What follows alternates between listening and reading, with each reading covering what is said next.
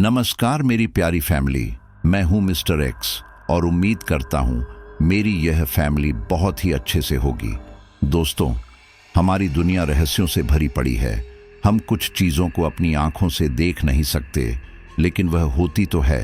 और जहां पर इस तरह की नकारात्मक ऊर्जाएं ज़रूरत से ज़्यादा हो, तो वहां पर हम उसे बहुत अच्छी तरह से महसूस भी कर सकते हैं। और यही है कोलकाता के पुतुलबाड़ी की कहानी। कोलकाता का पुतुलबाड़ी देखने में काफी ज्यादा भयानक लगता है।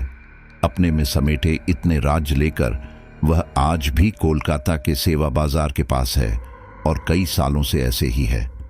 इसी पुतुलबाड़ी के पास काफी सारे घर भी बने हुए हैं जो कि मानते हैं कि यह जगह भूतिया है।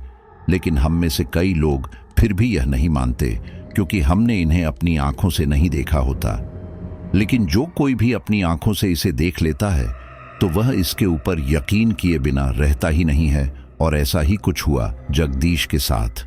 जगदीश की स्टोरी को जाने उससे पहले जो भी नए साथी आए हैं और हमारी इस फैमिली का हिस्सा नहीं बने हैं, तो देखो यार, चैनल को सब्सक्राइब करके हमारे इस लॉयल फैमिली का हिस्सा जरूर बन जाए। और हाँ, स्टोरी को अंत तक जरूर सुनना, वरना फिर कहोगे कि यार स्टोरी में मजा नहीं आया। चलिए शुरू करते हैं। जगदीश की माँ कोलकाता की रहने वाली थी और जगदीश मूल रूप से गुड़गांव का रहने वाला था।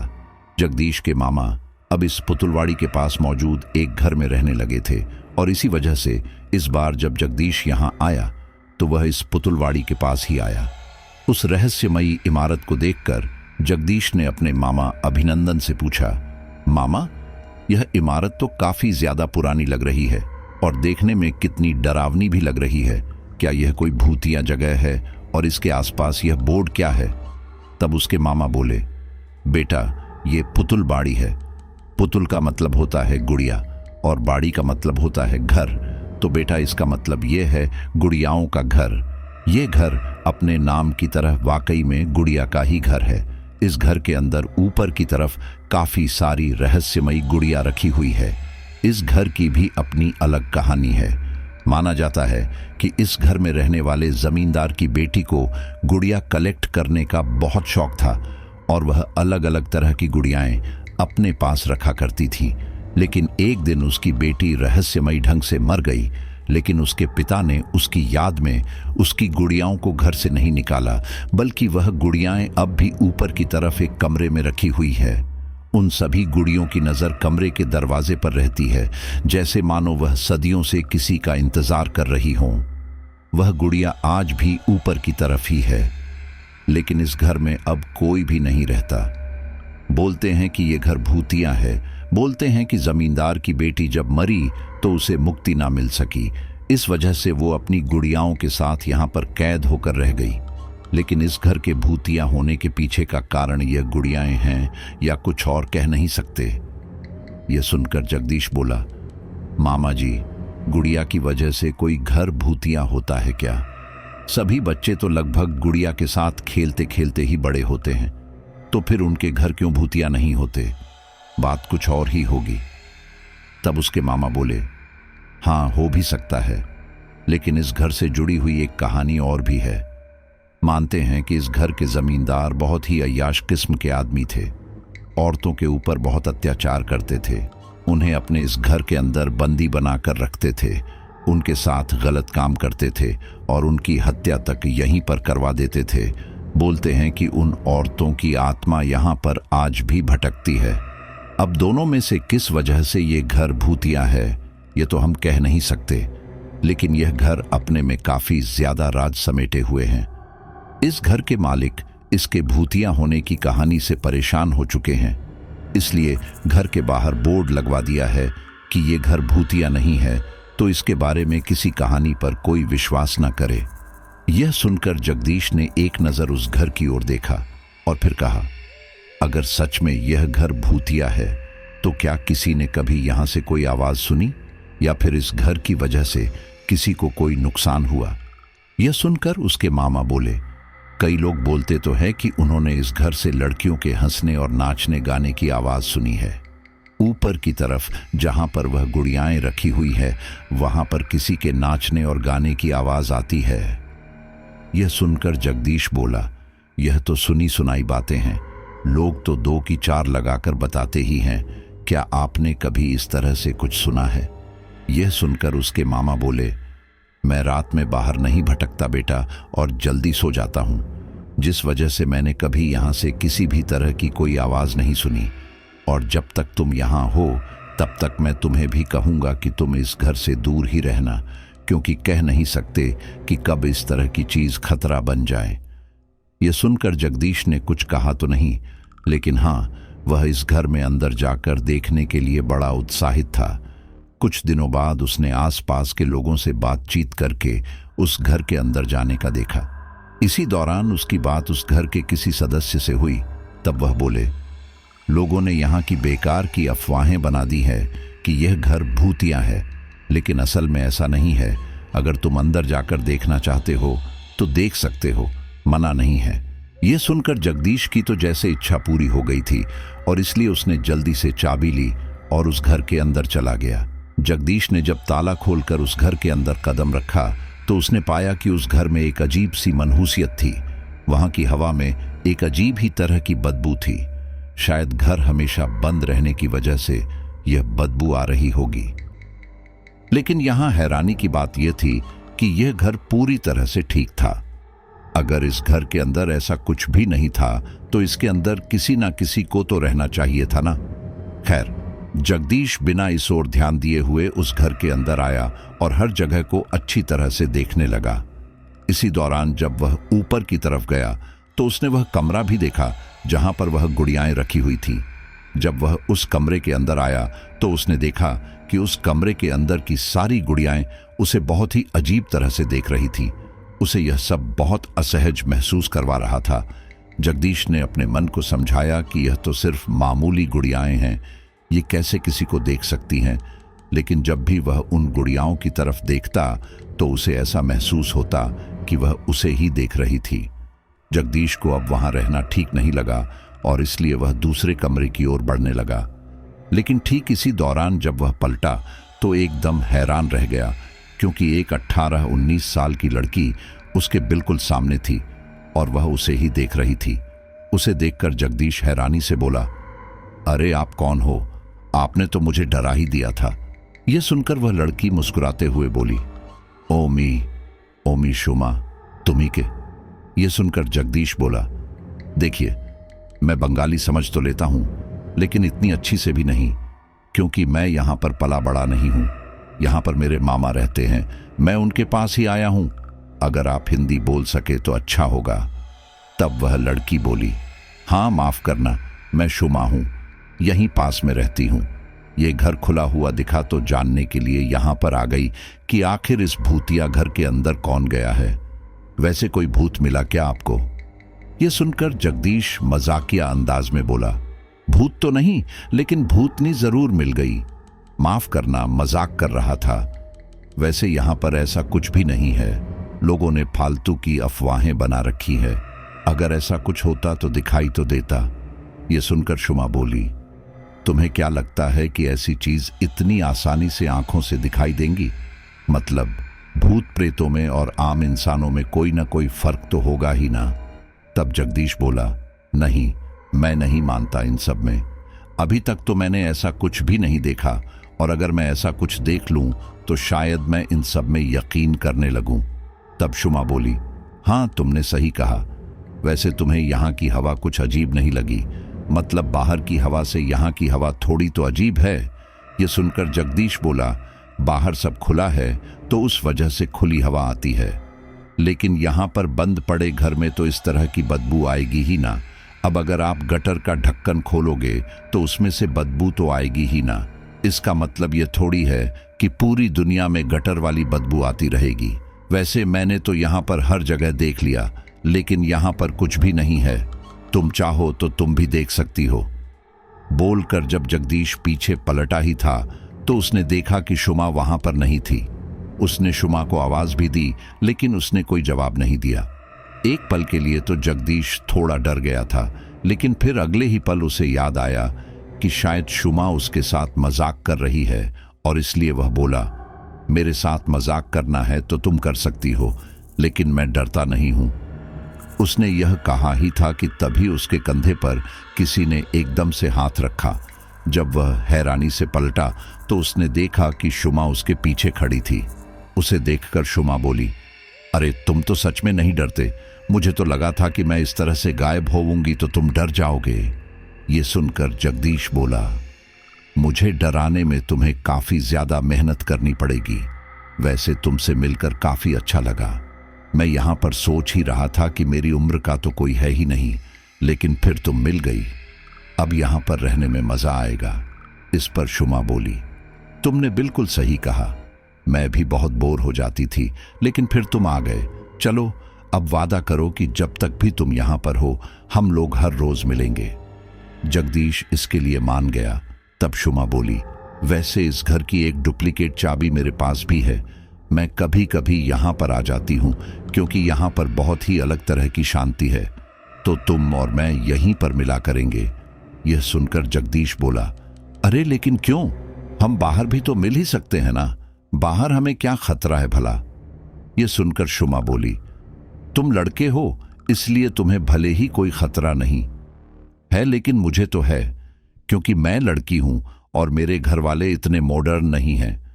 उनके लिए तो लड़के लड़की को दोस्ती ही नहीं करनी चाहिए और ना ही आपस में बात करनी चाहिए। मुझे घर में इतनी छूट मिलती ही नहीं, और ऐसे में मैं तुम्हारे साथ बाहर घूमूंगी तो फिर मेरे घर वालों के साथ साथ मेरे रिश्तेदारों को भी शक हो जाएगा कि मेरा और तुम्हारा कुछ चल रहा है। बस फिर तो मेरी खाट खड़ी हो जाएगी। वैसे आज रात 10 बजे के बाद तुम यहां आना। मेरे पास तुम्हें दिखाने के लिए काफी कुछ है। ये सुनकर जगदीश बोला, 10 बजे? ज्यादा जल्दी नहीं है? ये सुनकर शुमा बोली, अभी तो तुम बहुत बड़ी बड़ी बातें कर रहे थे कि तुम्हें तो बिल्कुल डर नहीं लगता। ये वो, अब क्या हुआ? सारी हवा निकल गई। देखो डरो मत, मैं हूं ना तुम्हारे साथ। मैं तो हर रोज यहां पर आती जाती हूं। मुझे तो कुछ नहीं हुआ, तो तुम्हें क्या होगा? जगदीश भी इसके लिए मान गया और फिर कुछ देर बाद वह दोनों दरवाजा लगाकर वहां से चले गए।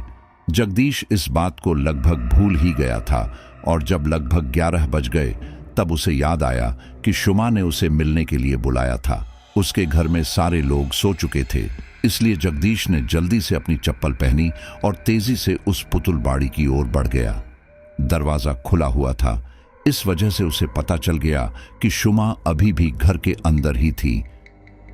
वह तेजी से घर के अंदर जब गया तो उसने देखा कि शुमा वहीं जमीन पर मोमबत्ती जलाकर बैठी हुई थी। उसे देखकर शुमा मुंह फुलाते हुए बोली, अरे तुम्हारे 10 तो बहुत जल्दी बज गए। मुझे यहां पर लगभग 1 घंटा हो गया और तुम अब आए हो। यह सुनकर जगदीश बोला, अरे मैं तो भूल ही गया था सच में, और मेरे घर वाले भी जाग रहे थे। एक काम करते हैं, 11 बजे के बाद ही यहां आने का देखते हैं। तब तक मेरे घर वाले भी सो जाएंगे और मुझे किसी को कुछ बताना भी नहीं पड़ेगा, क्योंकि अगर मैं उन्हें यह बोलकर यहां आया तो वह मुझे पक्का यहां नहीं आने देंगे। उनके हिसाब से तो यह जगह भूतिया है। मेरी समझ में नहीं आता कि यह जगह उन्हें भूतिया कैसे लग सकती है।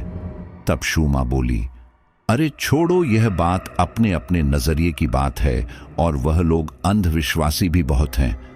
वैसे छोड़ो ये बात, मैं तुम्हें कुछ दिखा दूं। चलो ऊपर गुड़ियाओं के पास चलते हैं। बोलकर शुमा उसे अपने साथ ऊपर मौजूद गुड़ियाओं के पास ले गई। उसने वहां मौजूद सारी गुड़िया उसे एक एक करके दिखाई।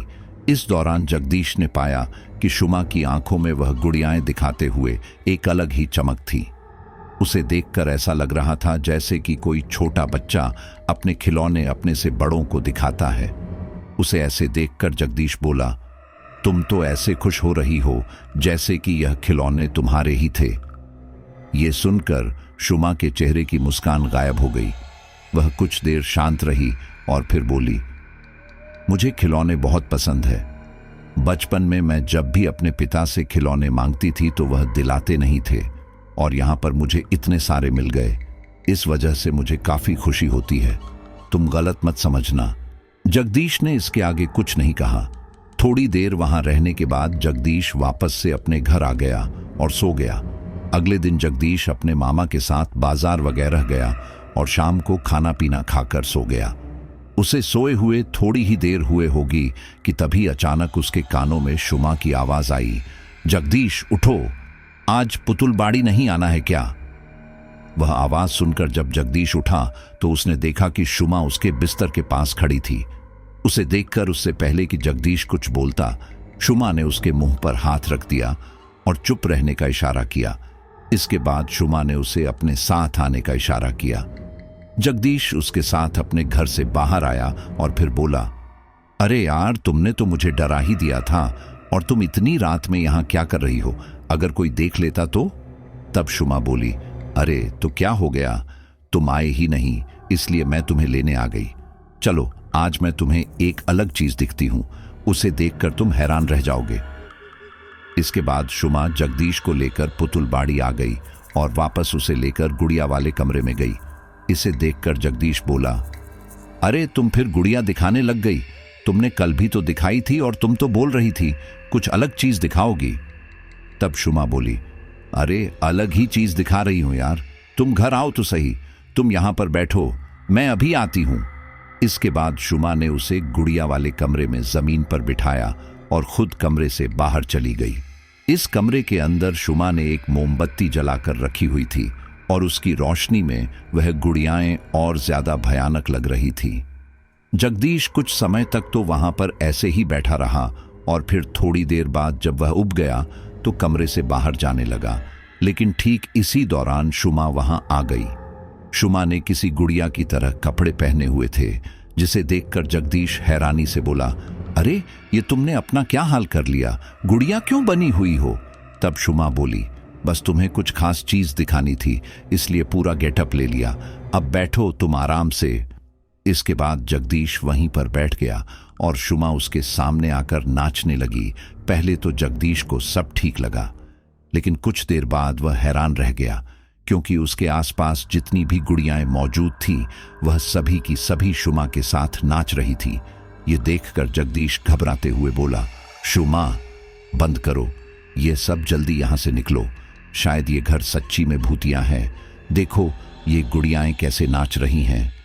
ये सुनकर शुमा मुस्कुराते हुए बोली, देखा तुम भी धोखा खा गए ना, जब तुम यहां नहीं होते थे तो इन गुड़ियाओं के साथ मैं यही तो करती थी।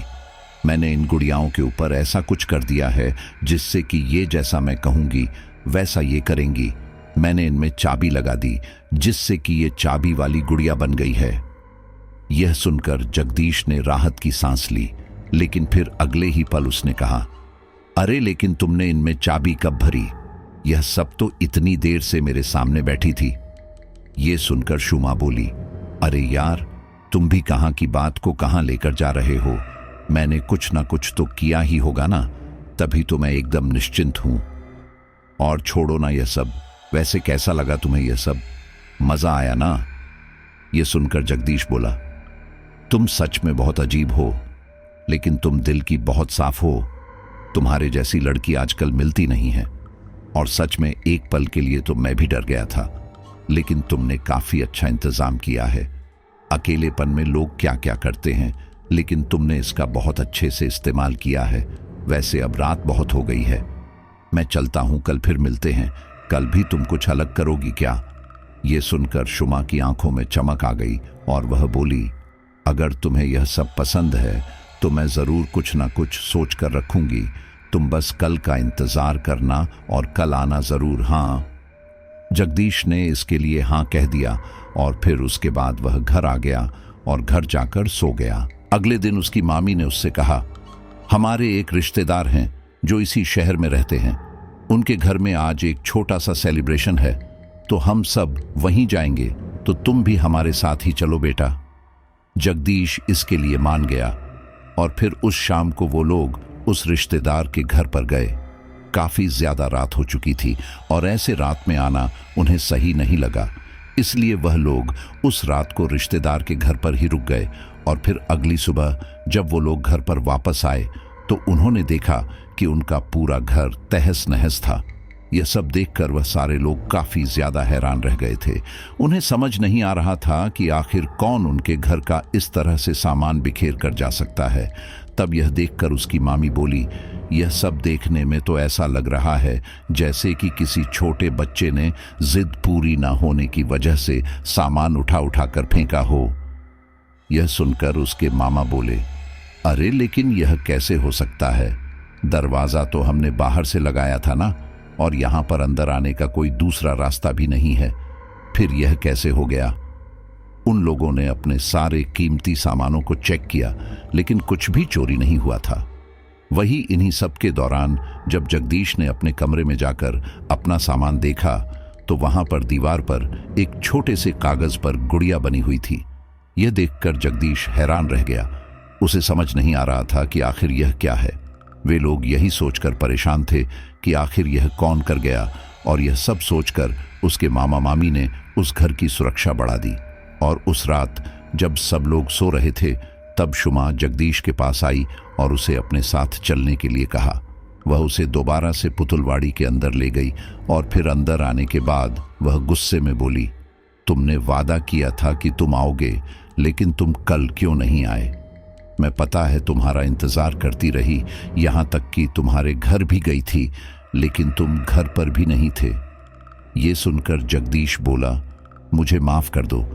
असल में मामी मुझे अपने किसी रिश्तेदार के घर पर लेकर गई थी। रात ज्यादा होने की वजह से हमें वहीं पर रुकना पड़ा और मैं तुम्हें बता भी नहीं पाया। ये सुनकर शुमा ने कुछ सोचते हुए अपनी गर्दन हिला दी, लेकिन फिर थोड़ी देर बाद वह बोली, तुम कुछ ही दिनों के लिए यहां पर हो ना, उसके बाद तो तुम चले ही जाओगे, तब पता नहीं मैं यहां पर कैसे रहूंगी। ये सुनकर जगदीश बोला, अरे चिंता क्यों करती हो, तुम मुझे अपना टेलीफोन नंबर देना, मैं तुम्हें फोन करता रहूंगा। हम तो कितने अच्छे दोस्त हैं। वैसे सच कहूं तो मेरे सारे दोस्त एक नंबर के मतलबी है। तुम्हारे जैसा कोई दोस्त मुझे आज तक नहीं मिला। तुम बिल्कुल मुझे मेरी बहन की तरह लगती हो। ऐसा लगता है कि अगर आज मेरी बहन होती तो वह बिल्कुल तुम्हारी तरह होती। इस पर शुमा कुछ बोली नहीं, बस मुस्कुरा दी। फिर थोड़ी देर बाद वह बोली, चलो आओ, आज तुम्हें कुछ अलग दिखाती हूं। उसके बाद उसने दोबारा से उन गुड़ियाओं से रिलेटेड कोई एक्ट जगदीश को दिखाया, जिसे जगदीश ने काफी एंजॉय भी किया। शुमा को यह अच्छा लग रहा था कि जगदीश कैसे उसके खेल में इंटरेस्ट ले रहा था, और इसी वजह से वह हर रोज जगदीश को बुला लेती थी। यह सब खत्म होने के बाद जगदीश वापस अपने घर चला गया, और फिर अगले ही दिन उसकी मामी ने उसे पड़ोस में कोई खाने की चीज देकर आने के लिए कहा। असल में वह लोग अपने पड़ोसियों से बहुत अच्छी तरह से बनाकर रखते थे, इसलिए घर में जब भी कुछ बनाते थे तो वो लोग पड़ोसियों को देकर आते थे, जिस वजह से वह लोग भी अपने घर में जो बनता था वह उन्हें देते थे। जगदीश वह सामान लेकर फौरन उनके घर चला गया। इसी दौरान जगदीश को याद आया कि शुमा ने उसे बताया था कि वह इसी घर में रहती है। जगदीश ने सोचा कि सामान भी दे दूंगा और शुमा से भी मिल लूंगा। वैसे भी वह उसे अपनी बहन बोलता था, तो सबके सामने आने में क्या दिक्कत है। जगदीश उनके घर पर गया और फिर अंदर झांकने लगा। उसे इस तरह से देखकर वह महिला बोली, क्या बात है बेटा, तुम किसी को ढूंढ रहे हो? तब जगदीश बोला, जी वह मैं शुमा को ढूंढ रहा था। मैं उसे बहन मानता हूं ना, तो मैंने सोचा उससे मिलता चलूं। इसके बाद उस महिला ने अपनी बेटी शुमा को आवाज दी। कुछ देर बाद शुमा बाहर आई और अपनी माँ से पूछा, क्या बात है माँ, आपने मुझे बुलाया क्यों? मैं पढ़ रही थी ना। यह सुनकर उसकी माँ बोली, अरे तुम्हारे ये मुंह बोले भाई आए हैं, ये तुमसे बात करना चाहते थे तो मैंने तुम्हें बुला लिया।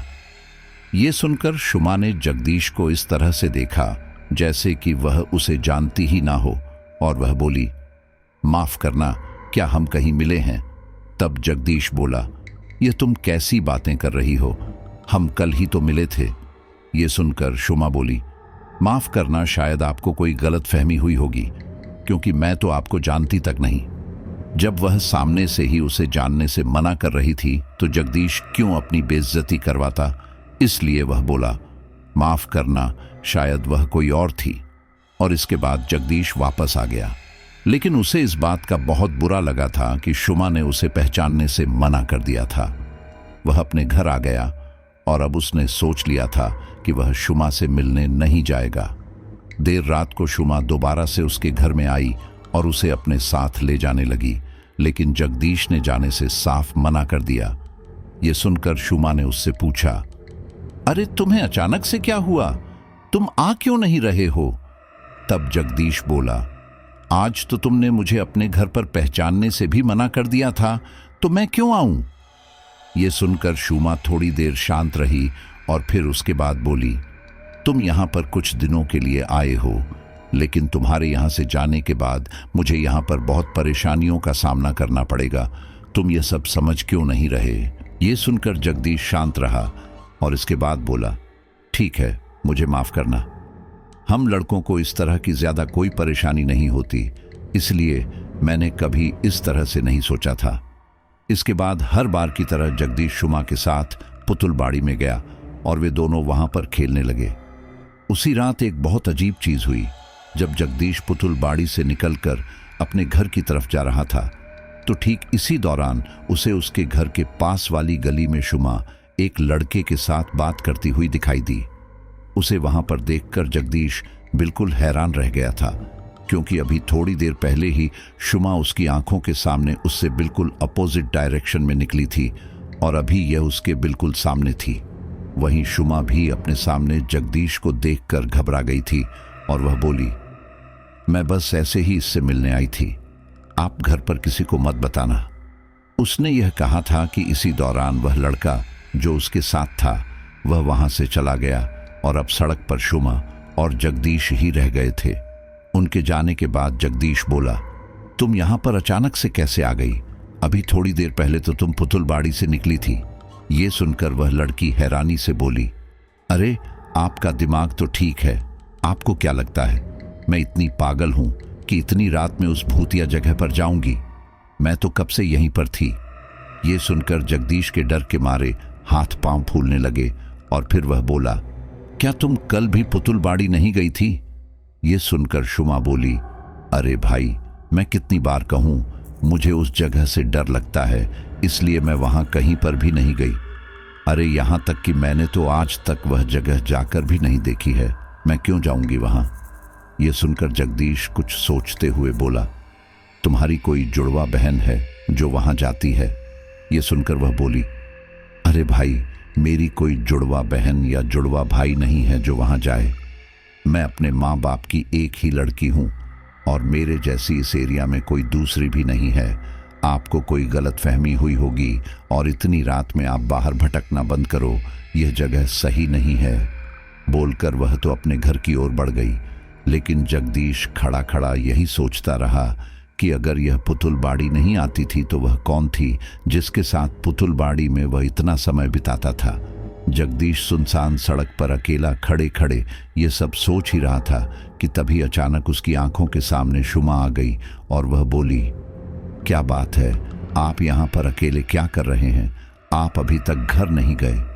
ये सुनकर जगदीश को बहुत डर लगने लगा था, लेकिन उसने किसी तरह से अपने डर पर काबू किया और बोला, वह यहाँ पर हवा अच्छी आ रही थी, इसलिए मैंने सोचा थोड़ी देर यहाँ पर हवा खा लूं। अच्छा, अब मैं चलता हूं, जाकर सोता हूं। बोलकर जगदीश वहां से जाने लगा था कि इसी दौरान शुमा बोली, आखिरकार तुम्हें मेरा सच पता चल ही गया ना? यह सुनकर जगदीश अपनी जगह पर खड़ा रह गया। उसे समझ नहीं आ रहा था कि वह किस तरह से रिएक्ट करे। ठीक इसी दौरान वह बोली, असल में मेरा नाम शुमा नहीं है, बल्कि इतने सालों तक ऐसे भटकते रहने के कारण मैं तो अपनी पहचान ही भूल चुकी हूं। शुमा ये बोल ही रही थी कि तभी जगदीश ने अपनी सारी ताकत इकट्ठा की और वहां से तेजी से घर की ओर भागा। शुमा ने उसका पीछा नहीं किया, बल्कि उसे ऐसे ही जाने दिया। अगले दिन जगदीश काफी ज्यादा परेशान था, क्योंकि उसे पता था कि एक बार अगर रात हो गई तो फिर शुमा दोबारा से उसे लेने के लिए आएगी। अगर उसने यह बात अपने मामा मामी को बताई तो फिर उसकी कुटाई होगी, वह अलग, क्योंकि उसने बहुत बड़ी मुसीबत मोल ले ली थी। इसी दौरान उसे याद आया कि जब वह एक रात के लिए किसी के घर पर गया था तो शुमा वहां पर आकर उसे परेशान नहीं कर पाई थी, और इसलिए अब उसने सोचा कि अगर उसे इस मुसीबत से पीछा छुड़ाना है तो फिर उसे वापस घर चले जाना चाहिए।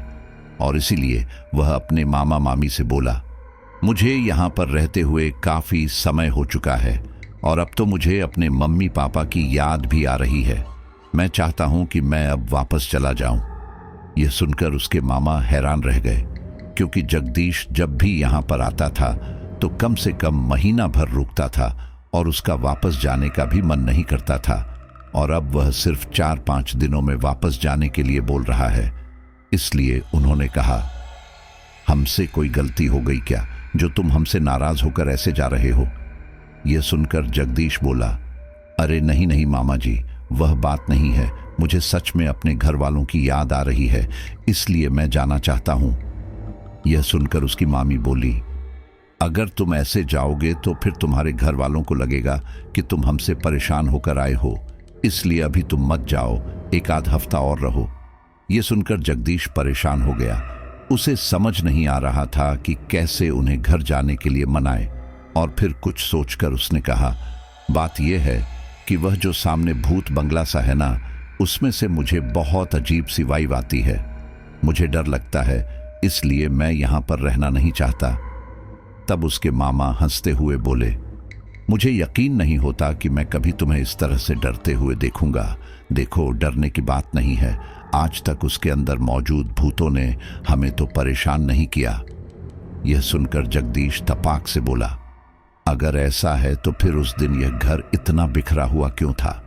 मुझे तो लग रहा है कि वहां पर जो भूत है उन्होंने ही यह किया होगा। यह सुनकर उसकी मामी बोली, ऐसा कुछ नहीं हुआ होगा, यहाँ पर कोई चोर घुसा होगा, और जब उसे कोई चोरी की चीज मिली नहीं तो फिर वह सामान तोड़कर चला गया।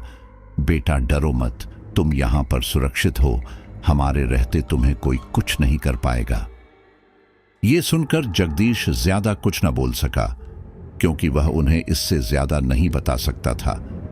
लेकिन फिर उसने सोचा कि अगर वह किसी तरह से अपनी मां को वहां आने के लिए कन्विंस कर ले तो फिर सब ठीक हो जाएगा, और इसलिए उसने अपनी मां को फोन किया और कहा, मैं इतने दिन से यहां पर हूं और अब तो मुझे आपकी याद भी आने लगी है। मैं आपके हाथों का बना हुआ खाना काफी ज्यादा मिस कर रहा हूं मां, मैं वापस आना चाहता हूं, क्या मैं जल्दी से आ जाऊं? यह सुनकर पीछे से उसके पापा हंसते हुए बोले, वाह बेटा, वैसे तो तू खाने में 36 नखरे करता है और बोलता है कि तेरी माँ को खाना ढंग से बनाना नहीं आता, और अब तुझे माँ के खाने की याद आ रही है। अरे सच सच बता, तूने वहां पर कोई गड़बड़ कर दी है क्या, जो तू यहां आने के लिए मरा जा रहा है? यह सुनकर जगदीश मन ही मन बोला, गड़बड़ ही तो कर दी है, और आप हैं कि समझ ही नहीं रहे। आप जल्दी से मेरी बात मानकर मुझे वहां बुला लीजिए ना। वह यह सोच रहा था कि तभी अचानक उसकी मां बोली, क्या तुम भी बच्चे के सामने कुछ भी बोलते हो? और बेटा सच सच बता, किसी ने वहां कुछ कहा क्या? तब जगदीश बोला, अरे मां, किसी ने कुछ नहीं कहा, मैं बस तुम्हारे पास आना चाहता हूं, मुझे तुम्हारी याद आ रही है। यह सुनकर उसकी मां बोली, चल ठीक है, मैं तेरी बात मान लेती हूं, लेकिन अब तू भी बात को समझ, रास्ता बहुत दूर का है, तो इसलिए मुझे आने में समय तो लगेगा ही, और तू अभी अभी तो वहां पर गया है, वैसे भी तू अभी अभी ही वहां गया है। तू अभी यहां पर आ जाएगा तो तेरे मामा मामी को बहुत बुरा लगेगा। तू तो जानता ही है कि तेरे मामा मामी की कोई संतान नहीं है, जिस वजह से वह तुझे ही अपना बेटा मानते हैं, और अगर तू ही उनके पास से भागने के लिए ऐसे करेगा तो उन्हें बहुत बुरा लगेगा। तो 2-4 दिन मैनेज कर ले, उसके बाद हम खुद ही तुझे ले जाएंगे।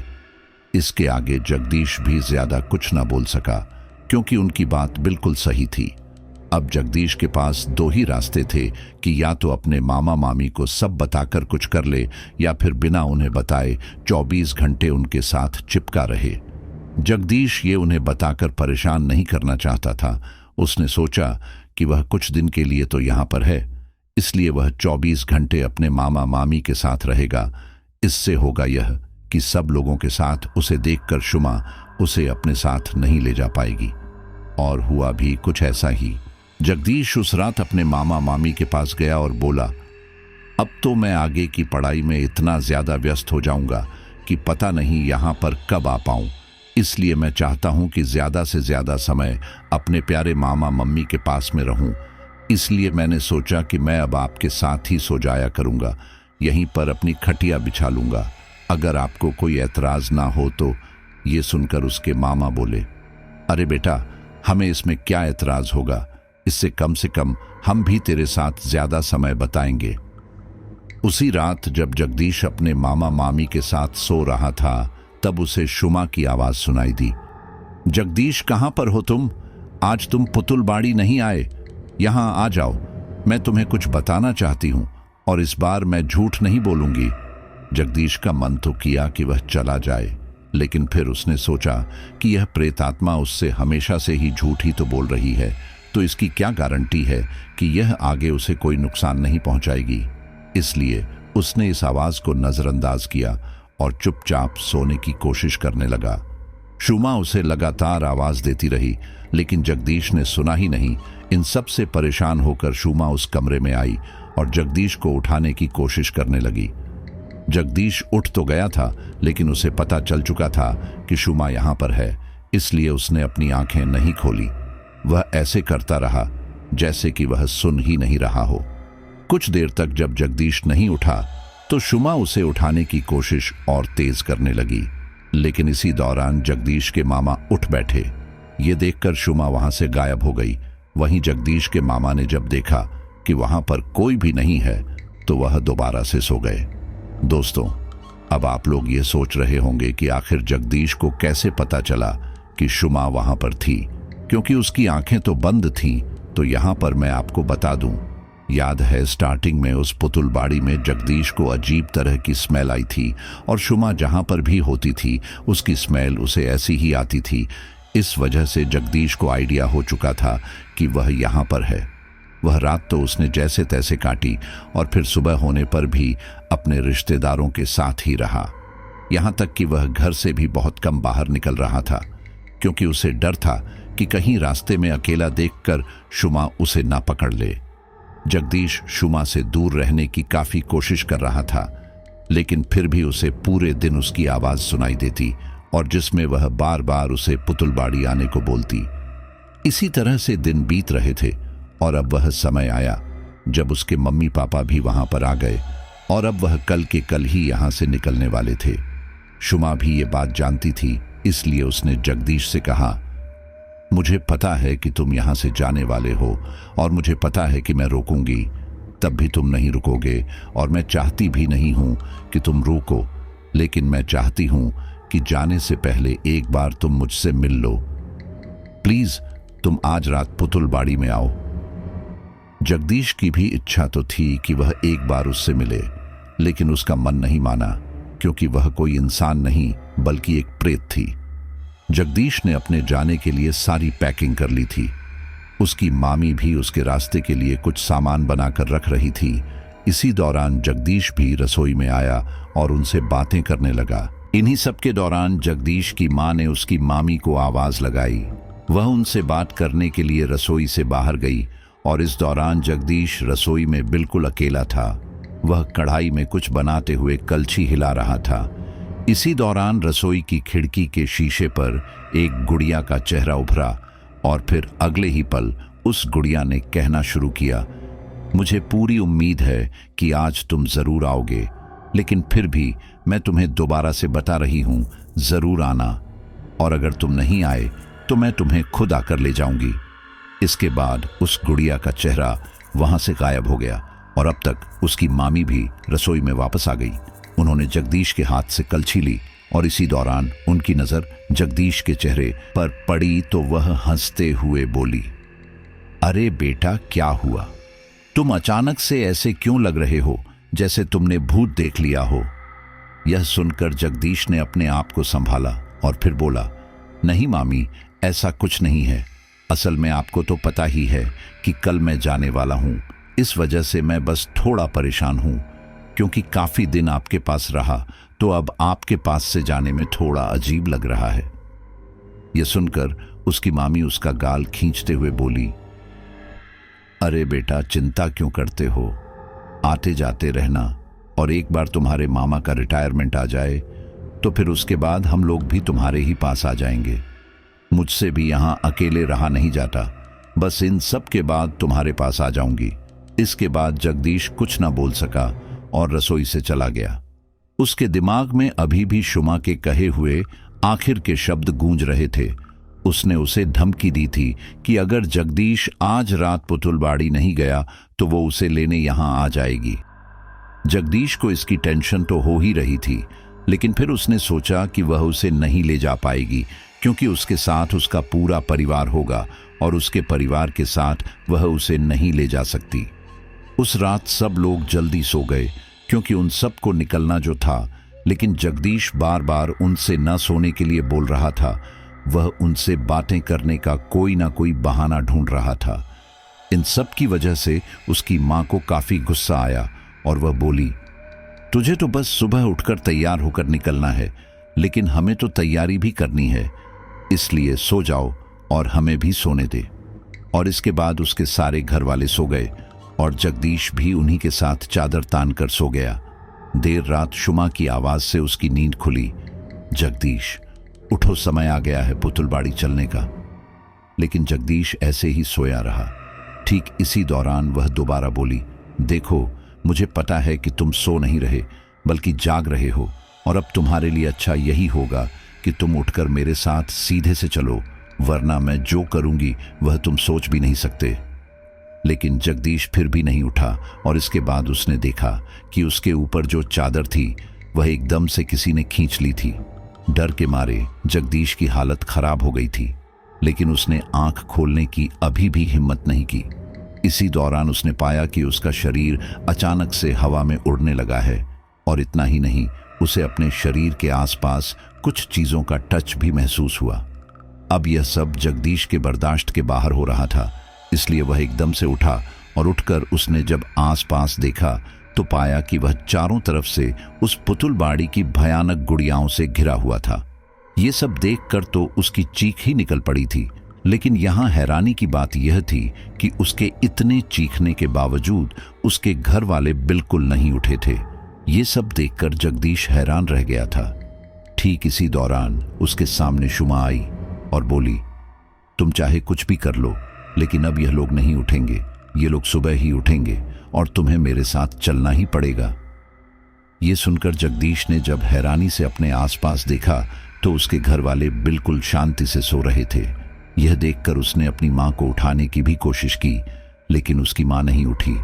तब शुमा दोबारा बोली, तुम चाहे कितनी भी कोशिश कर लो, लेकिन यह लोग नहीं उठेंगे, अब चलो। यह देखकर जगदीश ने एक नजर शुमा की तरफ देखा, जो कि बड़ी मासूमियत से उसकी तरफ देख रही थी। उसे देखकर जगदीश को यकीन नहीं आ रहा था कि यह कोई प्रेत है और किसी को नुकसान भी पहुंचा सकती है। उसने अपने आप को संभाला और मन ही मन कहा, यह एक भटकती आत्मा है और सारी भटकती आत्माएं बुरी ही होती हैं। ये तुझे नुकसान पहुंचा सकती है, इसलिए जल्दी से यहां से निकल ले। ये सोचकर उसने अपनी सारी ताकत इकट्ठा की और तेजी से उसे कमरे से बाहर की ओर भागने लगा। इस दौरान एक गुड़िया ने उसके पैर पकड़ लिया, जिस वजह से वह गिर पड़ा। अचानक से नीचे गिरने के कारण जगदीश की नाक टूट गई थी। उसमें से खून निकल रहा था, लेकिन जगदीश ने इस बारे में ज्यादा नहीं सोचा और अपने आप को संभालते हुए दोबारा उठा और वहां से भागने लगा।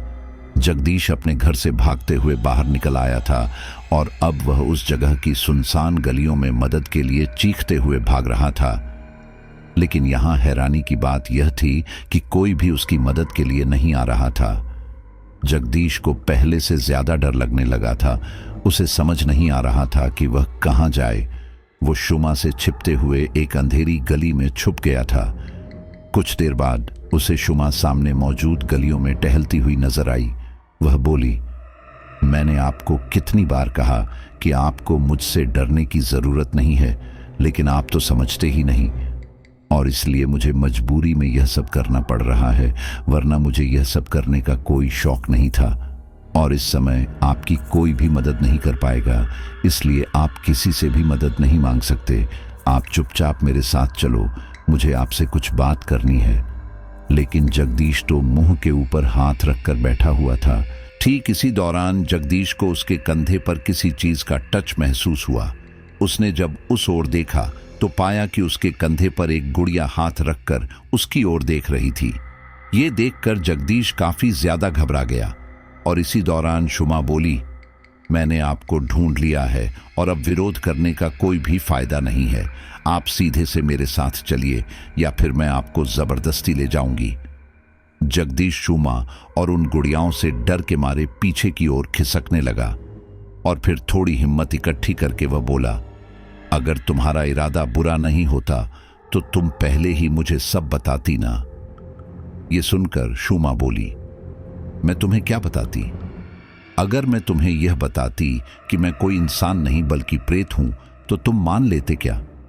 और अगर मान लो कि मैं तुम्हें इसका यकीन भी दिला देती तब क्या होता? क्या तुम मेरे साथ इस तरह से सामान्य बने रहते हैं जैसे कि बने हुए थे? मैं यहां पर काफी समय से अकेली हूं और मुझे तुमने बहुत अच्छा साथ दिया। मुझे ज्यादा कुछ नहीं चाहिए, मुझे बस इतना चाहिए कि तुम मेरे साथ ऐसे ही खेलो और मैं तुम्हें कोई नुकसान भी नहीं पहुंचा रही हूं। यह सुनकर जगदीश बोला, अगर तुमने मुझे नुकसान पहुंचाने की कोशिश ना की होती तो फिर आज मेरा परिवार ऐसे बेहोश नहीं पड़ा होता। मेरा परिवार, क्या यह पूरा मोहल्ला ही इतनी गहरी नींद में है कि कोई मेरी आवाज तक नहीं सुन सकता? ये सुनकर शुमा कुछ न बोली और फिर अगले ही पल जगदीश के आसपास वे सारी गुड़ियाएं बढ़ने लगीं। वे सारी गुड़ियाएं उसे जबरदस्ती खींचते हुए पुतुलबाड़ी के अंदर ले जाने लगी। इस दौरान जगदीश ने काफी कोशिश की कि वह किसी भी तरह से उन सब से बच जाए, लेकिन उसकी कोशिश नाकामयाब ही रही। वे सारी गुड़ियाएं उसे खींचते हुए पुतुलबाड़ी के अंदर ले ही आईं। अंदर आने के बाद शुमा ने दरवाजा लगा दिया और बोली, कल तुम जाने वाले हो, इसलिए आज रात एक आखिरी बार हम इन गुड़ियाओं के साथ खेलेंगे। और इसके बाद शुमा हमेशा की तरह उन गुड़ियाओं के साथ नाचने लगी। जहां पर पहले जगदीश ये सब देखकर खुश होता था, वहीं पर अब उसे काफी ज्यादा डर लग रहा था। लेकिन उसने यह भी महसूस किया कि शुमा उसके लिए खतरा नहीं है। यह महसूस करते ही जगदीश ने उन लोगों के लिए तालियां बजाई। यह देखकर शुमा को काफी खुशी हुई और वह दोबारा से उनके साथ बहुत अच्छे से नाचने लगी। यह सिलसिला उस पूरी रात चलता रहा और फिर जब लगभग सुबह होने लगी तब शुमा रुकी और बोली, आपने मेरा इतना साथ दिया, इसके लिए बहुत बहुत शुक्रिया। मुझे पता है कि अब हम दोबारा कभी नहीं मिलेंगे, लेकिन मुझे खुशी है कि इस समय में भी मुझे आपके जैसा एक इंसान मिला। मैं अपनी मुक्ति तक ऐसे ही यहाँ पर इन गुड़ियाओं के साथ भटकती रहूंगी। ये सुनकर जगदीश बोला, मैंने आज तक प्रेत आत्माओं के बारे में गलत सुना है। हर प्रेत आत्मा नुकसान नहीं पहुंचाती। ये सुनकर शुमा बोली, हाँ, हर प्रेत आत्मा बुरी नहीं होती, लेकिन ज्यादातर बुरी ही होती हैं। इसलिए आप भी सबसे दूर ही रहना और हमेशा अपना ख्याल रखिएगा। मुझे नहीं लगता कि अब हम दोबारा मिलेंगे, लेकिन जब तक आप जिंदा रहेंगे तब तक मुझे याद जरूर करते रहिएगा। अब आप घर जाइए, सुबह होने वाली है और आपके निकलने का समय भी होने वाला 10 बजे है। यह सुनकर जब जगदीश जाने लगा तब वह शुमा से बोला, तुम बहुत भोली हो, लेकिन ऐसे हर किसी के सामने मत आया करो। अगर तुम किसी गलत इंसान के हाथ में आ गई तो न जाने वह तुम्हारे साथ क्या करे। इसलिए आज के बाद तुम यहाँ पर ऐसे ही छिप कर रहना। किसी को ये पता मत लगने देना कि तुम यहाँ पर हो, क्योंकि अगर हर प्रेत अच्छे नहीं होते तो हर इंसान भी अच्छे नहीं होते। बोलकर जगदीश वहां से चला गया और उसी दिन वह अपने परिवार के साथ वापस आ गया। इस बात को काफी साल हो चुके हैं। जगदीश अब लगभग 45-50 साल का हो चुका है। रिटायरमेंट के बाद उसके मामा मामी भी यहीं पर आ चुके हैं। वे लोग यहाँ पर बहुत खुशी खुशी रहते हैं। लेकिन अब भी जगदीश के मन में यह बात आती है कि अगर शुमा या जो भी वह प्रेतनी थी वह बुरी होती तो? दोस्तों, कह नहीं सकते कि अगर वह बुरी होती तो शायद आज जगदीश हमारे बीच नहीं होता और न ही हमें इस स्टोरी के बारे में पता चलता। लेकिन कुछ जगहों के बारे में ऐसे रहस्य होते ही हैं जिन पर हमें यकीन कर ही लेना चाहिए। और अक्सर ऐसे लोगों के साथ यह हादसे ज्यादा होते हैं जो यह कहते हैं ना कि हम इन चीजों में यकीन ही नहीं करते। फिर उनको ऐसी मुंह की लगती है ना कि वह जिंदगी भर उस चीज को भूल नहीं पाते हैं। तो उम्मीद करता हूं स्टोरी आपको अच्छी लगी होगी।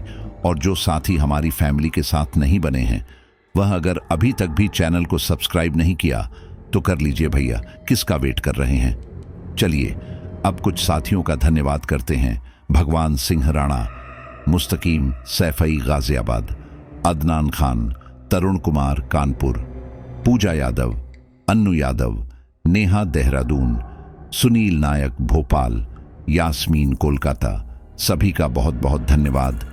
और धन्यवाद ममता सहाय का। मिलते हैं अगली स्टोरी पर।